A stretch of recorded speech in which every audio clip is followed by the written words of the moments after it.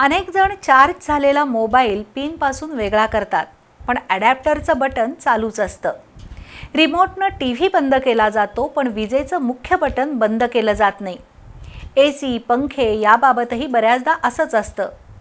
जरी ते उपकरण बंद असलं तरी विजेचं बटन चालू असेल तर थोड्याफार प्रमाणात वीज वाया जातेच आणि त्याचं बिल तुम्हाला भरावंच लागतं। त्यामुळे कोणत्याही उपकरणाचा वीज पुरवठा बंद करण्यासाठी त्याचा स्विच म्हणजेच बटन बंद करण्याची सवय लावून घ्या, कारण त्यातून तुमचे पैसे आणि ऊर्जा सुद्धा वाया जातीये। एका किरकोळ वाटणाऱ्या पण महत्त्वाच्या विषयाबद्दल बी न्यूजचं विशेष वृत्त।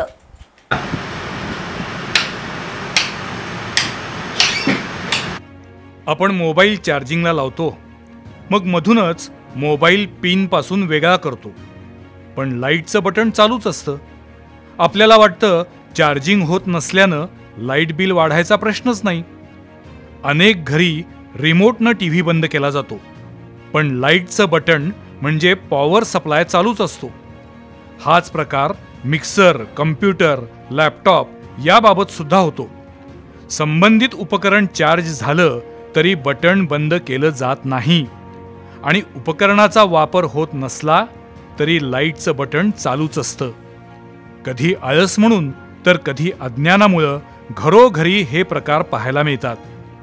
पण अशा वेळी तुम्ही चूक करताय, कारण साधा 5 वॅटचा मोबाईल चार्जर दिवसभर चालू राहिला तर 1 वॅट ऊर्जा वाया जाते। त्यामुळे वर्षभरात 365 वॅट ऊर्जा वाया जाते। 6 रुपये एका युनिटची किंमत गृहीत धरली तरी वर्षाला सुमारे 2000 रुपयांची वीज वाया गेलेली असते। टीव्ही, पंखा, एसी बंद आहे, पण पॉवर सप्लाय चालू आहे। स्विचवर लाल इंडिकेटर दिसतोय, पण तरीही त्याकडे दुर्लक्ष केलं जातं आणि त्यातूनच आपण वीज आणि पर्यायानं पैसे वाया घालवत असतो। महाराष्ट्र राज्य विद्युत निर्मिती कंपनी म्हणजे महानिर्मितीनं याबद्दलची माहिती दिली आहे। 1 किलोवॅट विद्युत ऊर्जा वातावरणामध्ये 1 पाऊंड कार्बन डायऑक्साईड उत्सर्जित करते। त्यामुळं केवळ मोबाईलच्या चार्जरमधून लाखो किलोवॅट ऊर्जा जगभर वाया जातीये आणि त्यातून हवेचं एक प्रकारे प्रदूषण होते। युरोपियन देशांनी त्यावर उपाय म्हणून 1 वॅट धोरण अवलंबलं आहे, कारण ऊर्जा बचत हीच ऊर्जा निर्मिती सुद्धा असते।